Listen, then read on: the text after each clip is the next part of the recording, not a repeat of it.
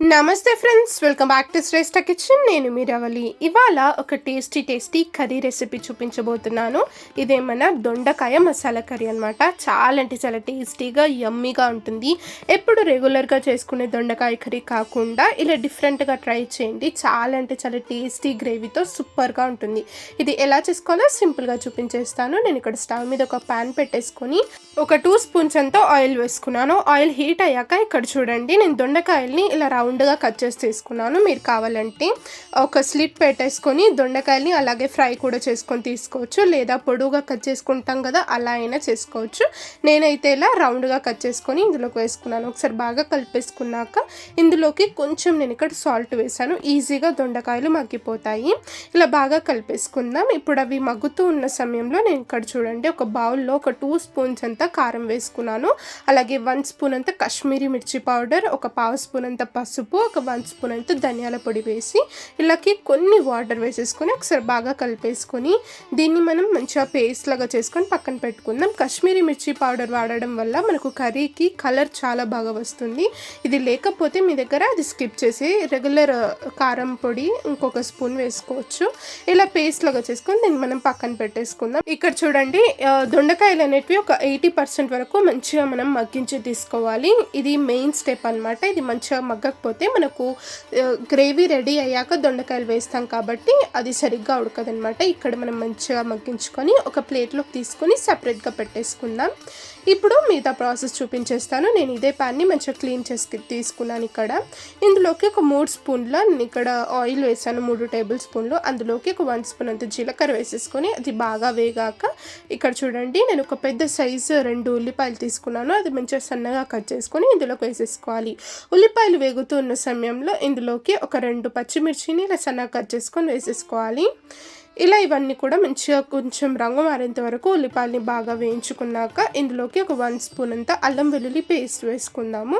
అల్లం వెల్లుల్లి పేస్ట్ ఒకసారి బాగా కలిపేసుకుని అందులోని పచ్చిదనం అంతా కూడా పోయేంత వరకు బాగా కలిపేసుకుందాం. ఇప్పుడు ఇందులోకి మనం ముందుగా ప్రిపేర్ చేసి పెట్టుకున్న ఈ పేస్ట్ ఉంది కదా, మసాలా పేస్ట్ ఇందులోకి వేసేసుకోవాలి. ఇలా మనం ముందుగానే కలిపి పెట్టుకొని వేయడం వల్ల మనకు కలర్ అనేది చాలా బాగుంటుంది. అలాగే గ్రేవీ టెక్స్చర్ కూడా చాలా బాగా వస్తుంది.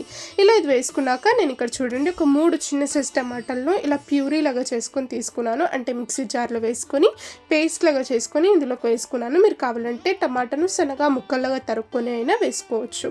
ఇలా టమాటా వేసుకున్నాక ఒకసారి బాగా కలిపేసుకుని మనకు రుచికి సరిపడ ఉప్పు వేసుకోవాలి. మనం దొండకాయలు వేంపుకున్నప్పుడు కూడా కొంచెం ఉప్పు వేసాం కదా, సో ఇక్కడ నేను గ్రేవీకి సరిపడ ఉప్పు వేసేసుకొని ఒకసారి బాగా కలిపేసుకున్నాను. ఇలా ఈ గ్రేవీ అంతా కూడా మంచిగా మగ్గించుకోవాలండి. ఆ టమాటాలోని పచ్చిదనం అంతా కూడా పోయేంత వరకు ఇలా మంచిగా మగ్గించుకోవాలి.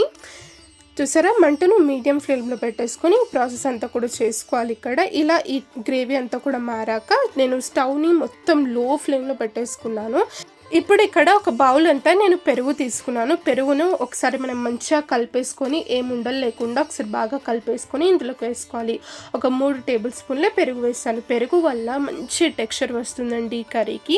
సూపర్ టేస్టీగా కూడా మారుతుంది. చాలా అంటే చాలా థిక్ గ్రేవీతో సూపర్గా ఉంటుంది. ఈ పెరుగు అంతా కూడా ఒకసారి బాగా కలిపేసుకున్నాక మంటను మీడియం ఫ్లేమ్లో పెట్టేసుకొని ఇందులోకి ఒక 1 స్పూన్ అంత గరం మసాలా వేసుకున్నాను. అలాగే ఒక 1 స్పూన్ అంత కసూరి మేతి కూడా వేసాను మంచి ఫ్లేవర్ కోసం. ఇలా కసూరి మేతి, గరం మసాలా 2 కూడా ఈ గ్రేవీలోకి ఒకసారి బాగా కలిపేసుకుందాం. ఇలా కలుపుకున్నాక ఈ పెరుగుతో సహా ఈ గ్రేవీ అంతా కూడా ఒకసారి బాగా మగ్గించుకోవాలి. ఒక 3 లేదా 4 నిమిషాల సేపు ఈ గ్రేవీ అంతా కూడా మంచిగా మగ్గించుకుందాం.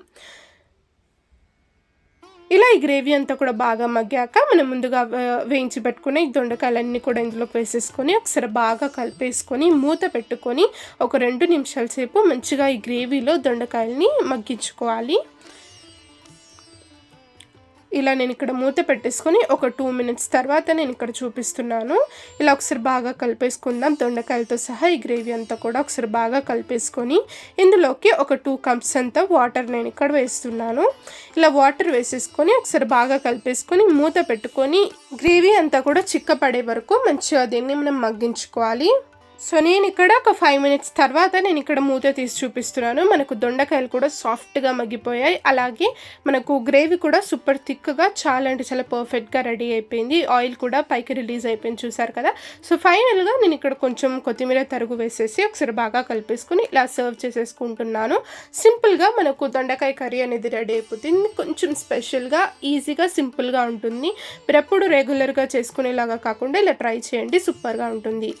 సో ఈ దొండకాయ కర్రీ నచ్చిందా మీకు? నచ్చితే తప్పకుండా లైక్ చేయండి, షేర్ చేయండి. మన ఛానల్ని సబ్స్క్రైబ్ చేసుకొని పక్కనే ఉన్న బెల్ ఐకాన్ని కూడా ప్రెస్ చేయండి. Thank you.